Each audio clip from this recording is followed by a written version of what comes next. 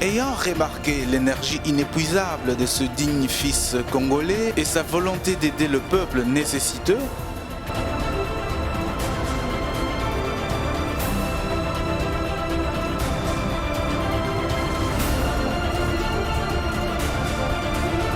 le CULPAC, Conseil universel pour la paix, l'a élevé au rang d'ambassadeur et bâtisseur universel pour la paix.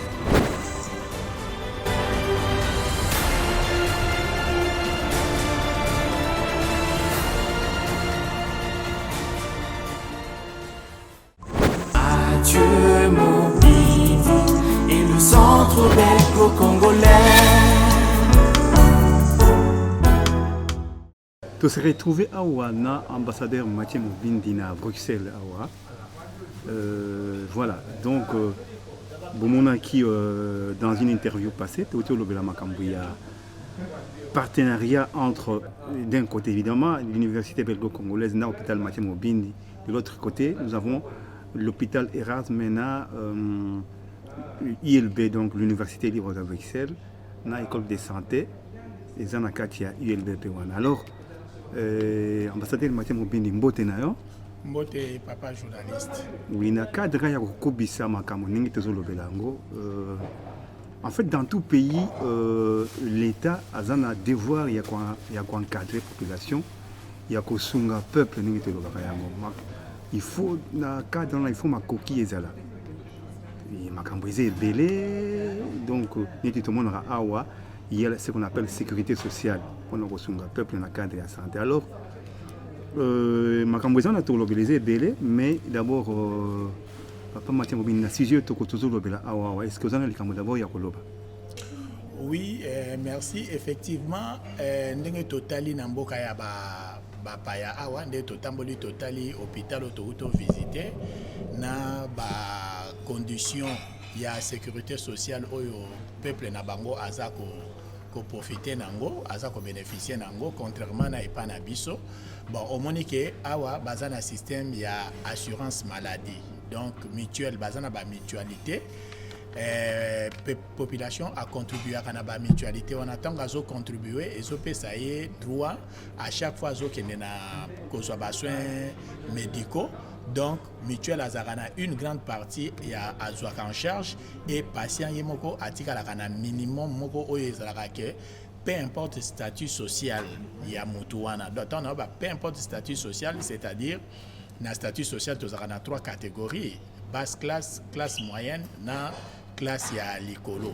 Donc même moto azali na basse classe, ils ont permettre que akoko bénéficier de soins appropriés puisque oyebi que vie ben est sacré. Donc bango au moins ba dispositif au bâti en place, ils ont permettre tout citoyen akoko bénéficier soins médicaux ndenge sengeli au regard ya ndenge na lobi ba mutualité participation na bango ndenge bazosala na ba mutuelle wana. Bon, tu vas évoluer point par point pour la compréhension de l'ambition. Alors, il faut d'abord parler de l'aide médicale urgente. Oui. Ça consiste en quoi l'aide médicale urgente? Plus simplement quoi? Effectivement. Bon, gouvernement a ça que catégorie P ya bato a wezalaka misato. Ezali ba kolomboka donc ba nationaux, ba kolomboka, ba étranger, ba paya o bazoya na ba réfugié. Donc na ba réfugié par ba réfugié, toujours bazo supposé bato baza ba apatride. Donc baza da mboka te. Au regard il y a ba problème au ba kutana na mboka na bango ba problème surtout politique. Donc il faut zonga na mboka na bango. Ba bazonga na mboka na bango te mais ba ya. Alors on a trois catégories wana. L'État prévoit que mutu nyonso oyo azali sur le territoire belge, peu importe azala nord de la séjour, oui ou non, ceux qui, puisque la vie humaine est sacrée, ceux qui sont tombé malade, il faut qu'on soit en charge. Mais maintenant, la catégorie est différente. Les nationaux, vu que la carte de séjour est en règle, donc Moutazali, Koye Lanaye est officiel et en ordre dans tout, et puis s'il y a droit à s'inscrire dans la mutuelle. Mutuelle, on a lobby que ceux qui sont dans l'hôpital, bakaboli droit au hier kofuta, na droit au mutuel kofuta, mais mutuelle a une grande partie. À partir donc réfugiés. La même chose, puisque dès lors que baillé et que problème oyo bavivaki na mboka na bango ebimi ke bareconnaître bango qualité wana ezofaire bénéficier bango mpe na badroit wana nyonso. Tandis que ba étranger oyo bayaka tango aye aza nano en ordre na situation administrative te vis-à-vis na l'état belge, nde bango basaka que si jamais a tombé malade nde bako assister na aide médicale urgente. Donc elingolo ba intervention ponctuelle. Donc elingolo ba na kawana ezopesa yo droit te ezopesa yo droit te que bala nyonso soko beli il faut baya yo au secours directement non. Donc ba yeka ko intervenir puisque vous allez être humain et que la vie humaine est sacrée, il faut pas protéger mutu, sinon ça sera considéré comme non-assistance en personne à danger. C'est comme ça aide soin au bakopé sa yo pour na bango ba considérer en aide médicale urgente puisque urgence est s'imposer na kati. Toloba mutu akui na balabala, ba tuti na voiture. Effectivement, un accident ou ndengwana.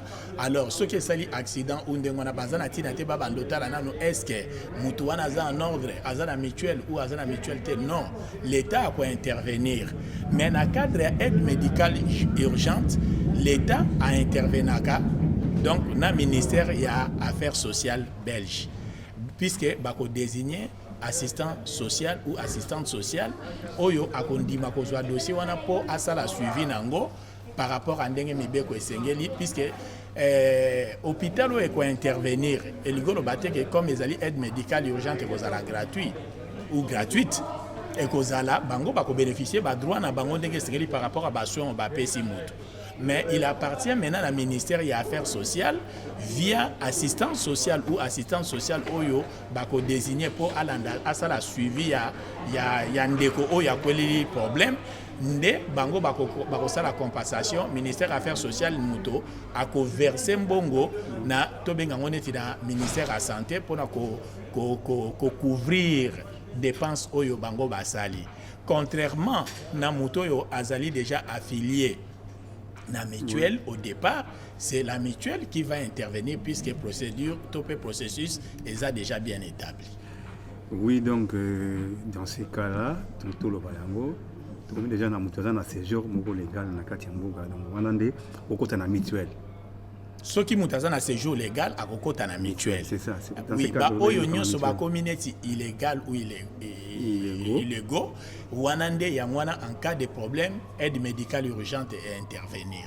Donc c'est ça la différence. Mais maintenant sur le plan familial, oui. Comment est-ce que l'État a aidé la famille? Oui, sur le plan familial, moi je crois plutôt sur le plan éducationnel.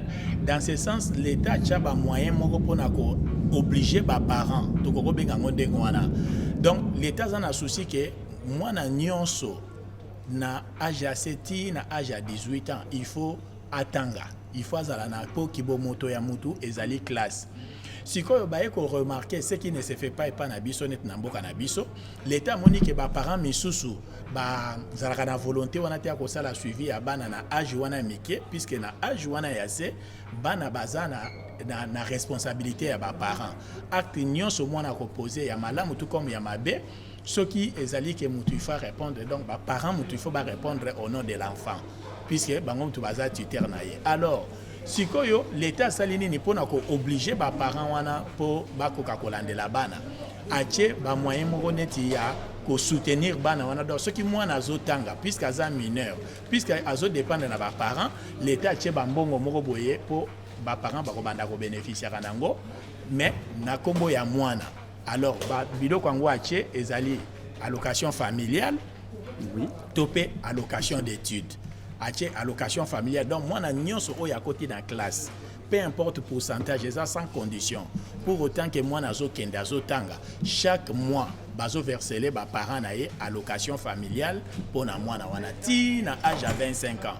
Parce que bazo supposer que 25 ans moi naza censé atangi à CDC université et kakoko comme autonome pour akoko sala. Wana allocation familiale bazo verser ngo na ba parents. Tandis que allocation d'études bako pesa ngo kaka une fois an. Donc ezali soutien moko oyo que ceux qui batali moi na tanga kiti na fin de l'année à zui à la bénéficier allocation d'études. Ceux qui kaka moi na meki ko reprendre kaka une année allocation d'études wana est tombé.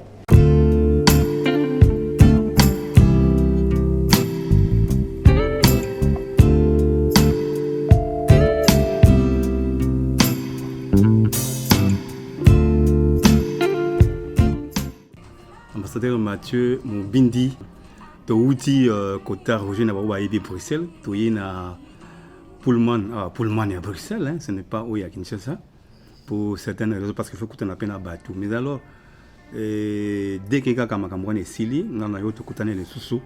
Alors, on a tout maintenant, parce que l'État est vraiment bateau. Il a nécessité. Alors, est-ce qu'il existe, enfin, il existe ce qu'on appelle aide sociale? Alors, en quoi aide wana et Pesamaka et dans quelles conditions? Merci, papa journaliste. Nalingina lo baboye. Tantôt, on a expliqué que Tozaki a 3 catégories à battre. Tozaki na étranger, Tozaki na réfugié, oyo bazali apatride, et puis Tozaki na nationaux, donc banamboka, bakoro mboka. Sikoyo, l'État y est dans le même contexte. Puisque Moutou, Tozali n'a 3 éléments aussi. Donc 3 éléments, il faut tout le bela, surtout aide sociale. Tozana Likambouya, aide sociale, oeza entre parenthèses, revenu d'intégration. Tozali na chômage, Moutou Nino azali chômeur azali nani. Et puis Tozana droit à pension azali nini. Na bandeli na aide sociale, topé revenu d'intégration. Ezali aide sociale. L'État bengango aide sociale pour na mwana ya mboka. Donc mutoyo azana nationalité belge, donc azana mwana mboka. Ye bako benga ye soki azo salate. Asala pété, asala te banda toute sa vie asala te, yenda azana droit ya ko bénéficier aide sociale. Mais aide sociale wana soki bando pesa ngo na étranger oyo aye azovanda na mboka mais azana nationalité te mais azovanda wana mboka bako bengango revenu d'intégration échanger combo. Oui, na bana mboka ezali aide sociale. Na ba étranger oyo baye na mboka bazo bengango revenu d'intégration. Donc ezali moyen oyo l'État sali avant ba pesa ngo mutu. Il faut t'intégrer, c'est-à-dire au sali ba formation parce que ça ba ndeko na biso ebele bayaka bazala ba primo arrivant, bazala ka omona difficulté à langage, donc azana difficulté à langue, ayebi monokonate par exemple français, ayebité topé néerlandais, tout ça langue oya bango. Alors ba ko conditionner, il y aura moi ba critère moko boye soko remplir ango et puis si au droit na revenu d'intégration. Sans oublier qu'il faut au préalable être en ordre dans séjour. Donc, il y a un moment où il y a un recensement, exactement oyo, namboka na biso recensement total kango kaka na ndenge ya politique, recensement zali pona koyeba qui fait quoi et qui peut bénéficier quoi. Alors, ce qui te l'ongwe na revenu d'intégration topé aide sociale, toye siko na chômage. Chômage nde yangwane ezali rôle ya ONEM, Office National d'Emploi. Ya awa. Donc chômage wana ezali mutu oyo azwaki musala a contribuer ba droit na ye oyo ezalaka ya l'État. Donc oyo ezalaka kofuta neti pa na biso to bengaka na CNSS, ba contribution ça na CNSS, mais il ko arriver que a commis na soukate pour avoir pension mais à perdre musala pour une raison technique, économique ou quoi. Siko lokola longwe musala ako vivre ndenge nini yango siko yo l'État tiake bache onem Office National d'Emploi pour akoka ko faciliter mutu ko accompagner mutu wana soki na koki koloba tout en lui versant nini allocation o ezali allocation de chômage. Donc oyo pour mutaza chômeur chaque mois ba robanda ko futaye ti na ba mesure d'accompagnement wana de façon ka ko récupérer musala zonga isusu na musala. Mais chômage, taux revenu, aide sociale, taux revenu d'intégration, va bénéficier à sur les territoires. Donc il faut obligation il faut aller sur les territoires belges. Wanande ozana droit nango. Tandis que pension zali de tobana lingala motoki ya mutu. Donc musalo mutu asala ki ba contribution na yenga ndeko futa na si INSS sur le CNSS na lo bande wana ndenga mboka na biso. Tout au long, il y a cursus topé parcours naie, na soukanango, nde barbando futaye droit à pension. Pension na yazo bénéficier. Donc voilà musala esili carrière esili. Carrière esili, si ko bando pe saye pension ti liwa, ti mukola ko kufa. Mais la différence entre pension, na chômage, na revenu d'intégration ou aide sociale, oui. Le deux on a cité avant, ils allaient que obligation il faut aller dans territoire. Tandis que pension, au cours pour n'amboka ou yo lingyo qui de vivre, au cours de bénéficier pension na yo, donc allocation ya pension na yo, n'amboko yo vandi.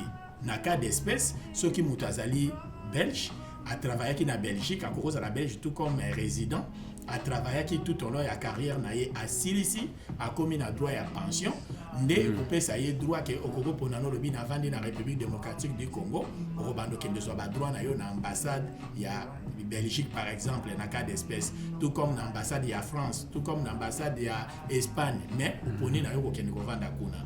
Tandis que les deux autres, ceux qui ont se déplacé ou quitté pays, ou perdre bah droit wana mibale. Et puis en plus, il faut que je crois qu'il faut que la qui ça preuve que le musala. Oui, kasi preuve wana ezali on aime muta kozala ko accompagner yo.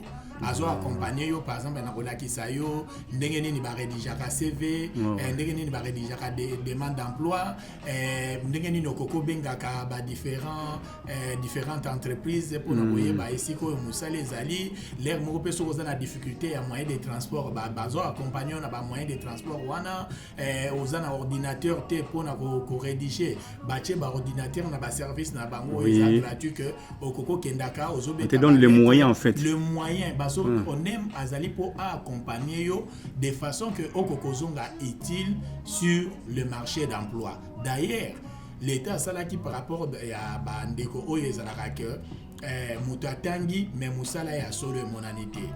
L'État tchaki article A babenga ngo article 60. Donc employé ou travailleur aidé par le travail.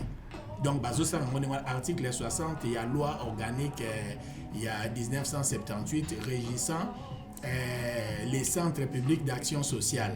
Donc, les centres publics d'action sociale, où ils allaient, centres habilités à soutenir Rabatou. Donc, l'État a sali au lebati Rabatou Moussou soit cause à la moussala et à solo monalité. Mais, à perdre connaissance intellectuelle au Yatangaki, entre-temps, pour battre la motivation aïe, si ba mesure il y a article 60 wana l'État pêche mon moussala a pêché mon moussala où ils allaient à durée déterminée. Donc une année selon critères. Si vous allez moins de 36 ans, vous avez moins de 36 ans, c'est une année. Juste une année et aller pêcher au droit au loin na aide sociale taux revenu d'intégration aucun chômage. Puisque pour avoir travaillé, ce qu'on travaillait déjà, au Congo bénéficiera sous aide sociale taux revenu d'intégration selon ce qu'on a expliqué. Au Congo masiko des chômeurs, donc comment considérer chômeur, allez d'où au Congo bénéficier ba droit na mais na niveau ya ONEM et ONEM en son tour à Kolingate qui a gardé longtemps. Akoluka a utilisé tous les moyens possibles pour que Okokozonga utile sur le marché d'emploi. De façon que bande kopé misusu oyo bazala ki libanda bazo luka penzela bakoka koya kopota po ke bakoka ko évoluer. Donc c'est un peu ça. Donc nous voyons en fait que l'État tigaka jamais la population active. Donc aux ans de chômage l'État zo dans la makamna yo en tant qu'encadrant pour le yo un petit boulot qu'on a toujours l'objet article 60 ou alors au moment de chômage des moins bon pour vivre pour qu'on clocharté aux allez quelque part et puis en subvenant à moyen. Mais alors dites-moi maintenant ici les avocats coûtent cher aux en a que la revenu aux gens ils ont cocaté un peu quoi les problèmes pour l'avocat ou ça là c'est qu'on oui, ou l'État ça la gagne. Effectivement, l'État tché au moni a ba mécanisme nyonso ezali contrairement à mboka na biso moni population a abandonné. D'ailleurs même dengo ruto lo bawana likambu ya ba avocat. L'État sali batala ka statut social ya mutu. Donc l'État tché ba avocat prodeo bazali au moni ba avocat bazaka ruto aussi de sa classe. Yemo bazali stagiaire donc bazola ki ça pendant autant d'années pour que akokoko m'a inscrit ceux qui dans une cannabis on est à niveau de la République démocratique du Congo tolobaka azas inscrit sur la liste na inscrit na tableau donc ce qu'a commis au commis na tableau donc ça veut dire que commis à vie mais ce qu'on a inscrit sur la liste donc il faut besoin d'être avocat stagiaire si que l'État pour ça avocat on a pas kokoko man expérience a commis kota la bandeko oyo bazo bénéficier par exemple les revenus d'intégration ce qui veut dire puisque ça catégorie revenus d'intégration ils ont dans moi c'est pension nini revenu d'intégration topé aide sociale les anase chômage eza moins likolo et puis moto azo sala oyo don denga azo travailler nde azana moins salaire à likolo. Alors ceux qui moto azo revenu de azo bénéficier revenu d'intégration il y a mon moni sigonde bolo ba même gratuité enseignement et obima ke mwana kotanga gratuitement puisque bazo supposer kaza pasi service social même na hôpital ba ko pesa ye carte à train na hôpital azo bénéficier transport en commun na prix moko réduit babilo bebele ba faveur les belé hein au ba check pour moto akoka ko bunda akoka ko evo alors qu'il est un minimum de vie quoi sikoyo ba kosala kenaka d'espèce ya avocat prodeyo topé avocat stagiaire pour wana zaka bakamba ba babilo ko mwa mike hein alors l'état kondima ke ye muta ko futa ba honoraire ya avocat wana donc yo ke sur base ya carte oyo ba kopesa ya ayant droit que au bénéficiaire à revenu d'intégration allez yango nde kosala avocat zui référence na yo atindeli bango et bango ba kofuta ye mbongo et il intervient na kana yo donc akosala dossier na kombo na yo atindi kuna nde bafuti. C'est de la même manière avocat c'est l'état qui paye. Oui, c'est l'état qui paye. Oui. Pour les comptes ya moto yo bazo présumer que azana ba moyen ya kokokate. Donc oyoki ici voilà, on a un problème, c'est l'état qui encadre cette situation. Donc on a moyen on va du sur avocat tout bien à prodeo et puis c'est l'état qui s'en occupe, il y a une alors il arrive aussi que vacances c'est ça qu'il y a les enfants maintenant quand tout le monde a bana ils font rien ko ba balle ko tamula ils vas-y vete quoi et tinda même bana ça ba mbeba. Maintenant ici comment on encadre les enfants pendant les vacances? Oui, bon, l'État tient que les gens ba parc, les gens ba biloko belé ba activité et belé au bana ba ko ça la pona ba parents oyo ba koki ko kangisa mbongo te pona ba voyage puisque la plupart des parents ba préférer ko kende ba voyage donc vacances ba kende ko s'épanouir ko découvrir puisque voyage déjà et ça la manière mo ya ko découvrir.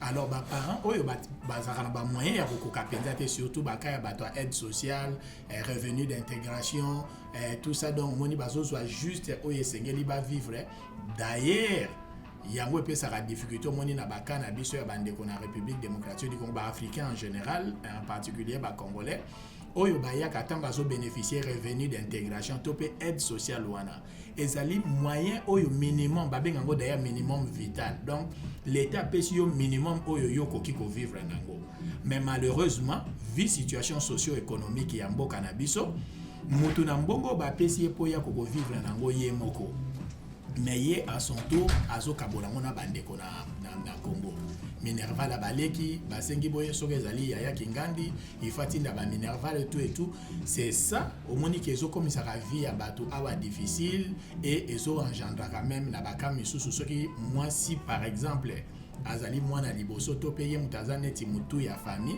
et que avié beaucoup na mobile yo ba moyens zali te que bango mibale bazo vivre na revenu d'intégration au monde koko sala ke libale ko ka voilà ezo bo taper ba cause ya divorce par rapport à une émission sur qui besoin qui chance ya Rolanda interview on a outé ko sala précédemment pour comprendre ba tenana ba boutissa ya eloko na zolo ba. Maintenant si les enfants veulent se faire un peu d'argent, est-ce que on a droit à travailler pendant les vacances et ça se passe comment? Oui, ça c'est un cas général dans ce sens que la société nyonso et ça n'a marqué d'ailleurs UBC CBCP tout ça la à Kinshasa na cadre social l'air bande ko belé surtout bande ko ya ba étudiant o ba yaka bazoya ko le na cadre social qui est basé en difficulté ngai na utilisera puisque boye bien mo nazaki acteur social awa na sina lobango plusieurs fois na ministère affaires sociales belge donc na yebi ba procédure wana de ça na sala ka boye ce qui mutazana ba capacité o ekoko sala ka koko contribuer même na ba activité moko quelconque au lieu ezalaka ka mutaye nde balobaka olakisi mutu ko mbisi au lieu kamela mutu mbisi biso to sala pendant les grandes vacances ba travailler oyo baza vraiment engagé sous contrat ba kei vacances bango ba kei siko ba étudiant bango ba ye ba koti po ba travailler pendant 2 mois naka nazo parler na ndenge ya Congo mais na ndenge pe ya poto awa esala makandenge wana okoko so contrat ya 1 mois il y a 2 mois pendant les vacances. Donc, les étudiants travaillent pendant les vacances. Ou ils voyager, ou les familles ont des difficultés, surtout les études supérieures, universitaires, et puis ça m'a sauté puisque ça coûte très cher à Wanapoto. Oui. Alors, les étudiants pendant les vacances, a préféré travailler pour économiser. De façon que les classes permettent de foutre Minerval, Biloko Mingi, Ndenge Sengeli. C'est la même méthode que Centre Belgo Congolais, où et Kambami Nangamoko, M. Mathieu Mobindi comme administrateur délégué, toujours c'est sa même méthode et ça la Makakuna. Même méthode peut toujours que nous pour na bande gonabiso ya ba baza mobilité réduite ndenge ba na lopoto, c'est-à-dire ba handicapé Babi Bosono en fait ba bosono ba handicapé, donc selon que mutas a handicapé physique ou handicapé mental. Ceux qui ont handicapé physique, ils ont empêché sur le plan intellectuel. Voilà. Donc, à cause de la même accueil, il répond à la tâche où il s'engage. Tu peux couper ces petites tâches où il faut la question s'engager énergie physique, mais énergie mentale. D'ailleurs, ceux qui ont engagé Bosono, je crois que les gens qui ont un impôt, ceux qui ont engagé Moutandengwa Nazali un problème mental ou bien problème il y en a. Je crois que la société pour nous encourager à engager on allège les impôts, je crois. Effectivement, voilà que tu es paragraphe on a Bosanaki, topé parenthèse na Bosanaki, et dans ce sens que l'État ça là plus aux engagés bateau yo bazali bata mobilité réduite. Tout comme défavorisé, ceux qui ont un peu défavorisé dans la société, ceux qui ont engagé Bango, et ceux qui disent ça, impôt aux sociétés qui ont dans l'État. Ceux qui ont transposé dans la République démocratique du Congo, DGI, Direction générale d'impôts, impôt, et qu'ils ont impôt sur les bénéfices, l'État a 40%, l'entreprise a 60%. Dans le cas de l'État, par exemple, a une rétrocession. C'est-à-dire que 40% l'État il faut avoir. Donc, c'est le ndambu pour bozo sungabato ya passe. Donc, moni wana mundela chaka ndengona yango moni mais ya biso sokotali monsieur le journaliste et ça coûte passer. Sokotali bandeko na biso ya ba aveugle tout ça na boulevard Triomphal wana. Ba kontie belé ya mboka bazo leka wana bazo mona penete bazo mona te. Ministère Affaires sociales musala na ngo ezali nini. Nazoyeba te ngesala nga pasi tango zo leka bazaki na Gombe balongoli bango na Gombe. Bon to ba balongoli bango na Gombe te ba bengani bango na Gombe. Ba komi plus na boulevard Triomphal Louana. On ne veut pas voir la misère en fait. Oui. Ba parents wana oyo bango baza ba handicapé, topé bata personne à mobilité réduite. Baza ko se servir na bana na bango o baza ba mineur. Donc bazo boma ezaneti to bomi vie à batomi balé. Parents peut-être pour une raison ndenge to baranzamba a décidé que papa ou maman abima na catégorie wana oyo esengeli. Mais siko bazui mwana oyo azobima zali na ba faculté nyoso za normal pour accompagner ba parents na ye. Or en réalité, ministère des Affaires sociales elinga ke tia quand même classe ya bato wana nyoso ndenge maman na biso maman Marie Antoinette oui, maman Mobutu en fait, oui. À Salaki, Nazara vraiment avec beaucoup de respect na mémoire ya maman na biso wana puisque parmi bateau ba inspira kingai en dehors ba talibana na landaka lo ba mère Teresa vraiment na République démocratique du Congo moderne na makasi ezali maman na biso wana vraiment biloko yo maman Salaki vraiment nazo emboîter ba nini ba pana ye puisque Oromona kutu kombo na eti de l'etanga maka parce que atiki bato bane belé ko batangaki na centre féminin maman Mobutu oromona et belé même na poto awa soko moni muta tongaka bien na biso ba africain topé ba congolais otuni oyo bona tangaka na centre féminin maman Mobutu. Donc maman wana vraiment avec beaucoup de respect ndenge na zoloba atiki penze loko yo ezalaka ke héritage atiki libana na mboka. Mais ils ont une responsabilité à Makasi puisque maman Mobutu à Salaki ezalaki loko ezalaki tout à fait association na privée mais ezalaki loko l'état mutu esengelaki asala mo mais na motema malamu na ye andimaki ko sala pona ko sunga bana mboka. Alors moi je crois que maintenant que tous ont interpellé gouvernement na biso topé ba gouvernement misusu ekoyaka bameka botala nano problème ya bandeko na biso babengi bandeko mobilité réduite bana wana oyo bango baza ko utiliser puisque bango il fallait encadrer mais ala moto asaka na affaire sociale aza normal batie na disposition na bango pona ko encadrer bango mais et non que kaka bana na bango moko vie papa vie et baby to pe maman et comme si on était comme kitati na bana vie kozala malamu te puisque ba parents bazaki na pasi moko boye et bana pe pasi communauté zo continuer discrimination wana nde yango tozo boye.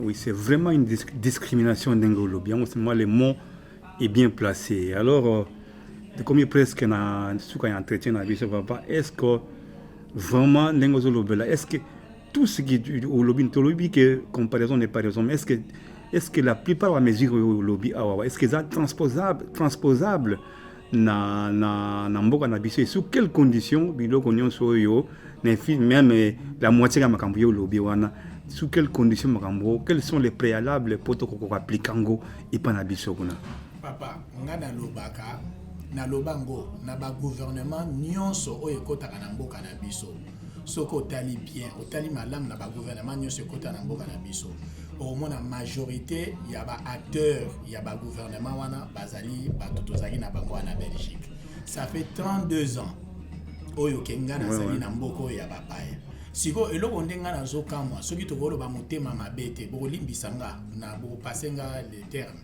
puisque tozalaka l'air tozali na bande kwa nyonso bazokoma na pouvoir sikoyo tozalaka na bangwawa et puis bakotaka tango bakoti lobi soki simbite baye kozonga lisusu awa bazongi siko na ba langage onga na zolobela. Alors ça on ne peut pas accepter ya encourager rango à tout moment baza bato bayebi ndeke tozawana toyebani qui fait quoi ndenge na zolo na domaine par exemple social ceux qui bazotanga bato yo baza makasi na domaine social botuni bato nyonso ya Belgique oyo nyonso même baza na gouvernement kuna bakoyebisa bino centre belgo congolais position nango eza nini plus précisément tout particulièrement Mathieu Mobindi mutu netinga soki ba pesi je ne dis pas que naza na besoin de salaire hein, puisque nasina lobaki yango nazo insister il y a beaucoup ba kokanisa gazo luka kwanga zo luka nini minimum vital CBC atia na disposition nanga ngana zolo ba plus pona kosunga donc na koko sala na signer contrat ya bénévolat ndenge Trump asalaka na États-Unis que a gagné kaka $1 symbolique ngana koko sala mona signer pona bolamu ya pays mais malheureusement je ne sais pas ce qui motema mabe ou nini total ka lisusu te ke moto yo azako se démarquer même na mboka papa ya ndenge papa Mobutu andaki kosala à l'époque na deuxième république ezalaki okomona soki congolais moko to pe zaïrois moko à l'époque asali eloko abia zo sala avec na mboka papa ya omona babengisi po na intérêt ya mboka siko biso biloko na nyoso to sala kate tozo koma na difficulté même to kende coupe au chan au can au boy tout tozo échouer nango po nini ba joueur oyo biso moko pe to produire kuna na Kinshasa to pe na Congo même na cadre ya sport nyonso bazo ya kolukela bakwanga libanda sima soki to komi na ka moment esengeli ale to komo luka bobenga motuboye bobenga motuboye joueur na biso be pendant kazalaki mwana mboka mais à quel libanda puisque ba conditions socio-économiques qui réunies. Ce qui fait d'abord de mettre certaines conditions en place et puis mettre, si j'ai bien compris, les conditions qu'il faut et puis l'homme qu'il faut à la place qu'il faut. C'est ça, je crois. L'homme qu'il faut à la place qu'il faut, yangoana. Mais biso malheureusement, ezo salama, même si oyebike monsieur tel azali compétent pour nous servir mboka, au préféré aux ndeko na yo, même si aza incompétent, au tie pour azali ndeko. Le longa na boloba par exemple le centre belgo congolais. Tout ça n'a pas été fait, tout ça parce que les ça débat ya bozoba centre belgo congolais hôpital totié na plateau ya bateke ngana za mutekete école totié siko na mbandaka collège belgo congolais a créé na mbandaka ngana za mutambandaka te mais nazali ambassadeur et bâtisseur universel pour la paix et délégué administrateur délégué à centre belgo congolais il faut na péché par exemple c'est comme ça tozo tchangi ngona pona kotala il faut kotala intérêt à mboka intérêt communautaire na kokotala raté intérêt particulier pour naza tendance telle topé tendance telle té donc eloko vraiment toza kotinga na ba candidat biso ba ko bunda côté wana pona intérêt ya bana mboka nyoso makambe ko kotambola penza ndenge eloko bani